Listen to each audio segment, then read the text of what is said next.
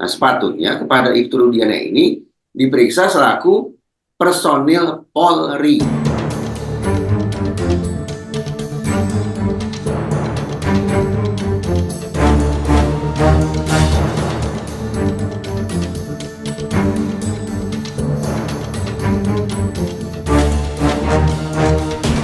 Kadif Humas Mabes Polri menyebut bahwa Rudiana selaku orang tua korban tidak melakukan pelanggaran etik apapun. Ya sudah jelas lah.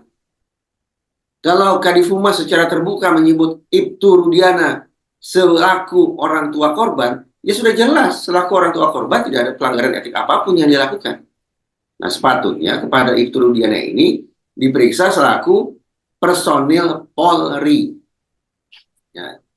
Dan saya juga tidak tahu apakah simpulan bahwa tidak ada pelanggaran etik apapun itu dibangun murni berdasarkan pemeriksaan secara objektif ataukah berdasarkan belas iba antara satu personil polisi terhadap personil polisi lainnya.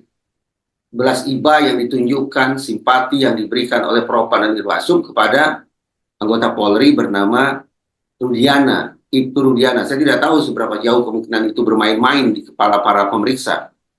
Tetapi apa boleh buat, setelah saya menyimak simpulan dari Kadif Humas Mabes Polri, saya tanda petik harus meminta maaf ini kepada Ibtu Rudiana karena sudah berburuk sangka terhadap dia. Justru pengumuman dari Kadif Humas Mabes Polri seolah menunjukkan bahwa Ibtu Rudiana ini adalah contoh personil Polri yang teladan, yang harus dapat penghargaan. Yang sayangnya tahun ini ternyata tidak mendapatkan Google Award. Mudah-mudahan tahun-tahun berikutnya dia akan dapat Google Award. Mudah-mudahan. Nah, dari situ yang saya katakan, selesai sudah diskusi kita, perdebatan kita tentang Ibtu Rudiana. Rudiana selaku orang tua korban yang sudah disimpulkan tidak melakukan pelanggaran etik apapun. Tadi saya katakan, saya sudah minta maaf lah ke Ibtu Rudiana. Ternyata orang yang saya dan sekian banyak netizen anggap harus turut bertanggung jawab terjadinya skandal Cirebon 2016 itu, ternyata tidak melakukan pelanggaran etik apapun. Ya sudah, terhadap buruk sangka, terhadap kekeliruan yang sudah kita lakukan secara berbondong-bondong terhadap Ibtu Rudiana ini, kita nyatakan penyesalan diri kita.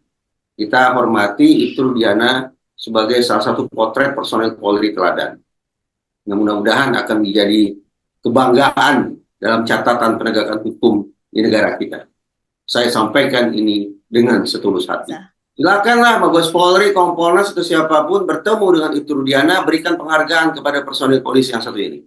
Personil polisi yang tetap bersikukuh, yang tetap berdiri tegak, betapapun netizen sudah menghujat dia, tapi segala macam, ternyata dia disimpulkan tidak melakukan pelanggaran etik apapun.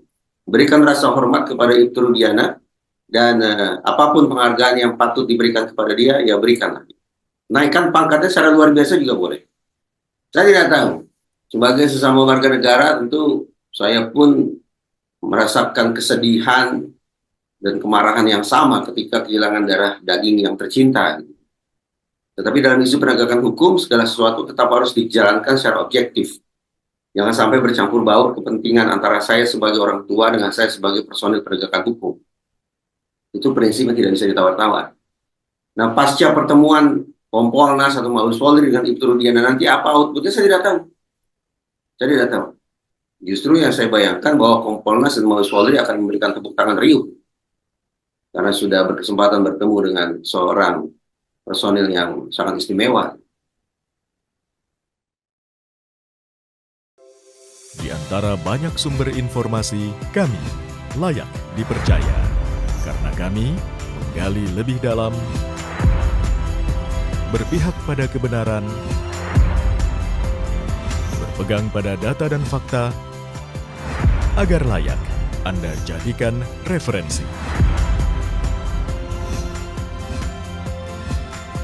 Kompas TV, independen, terpercaya.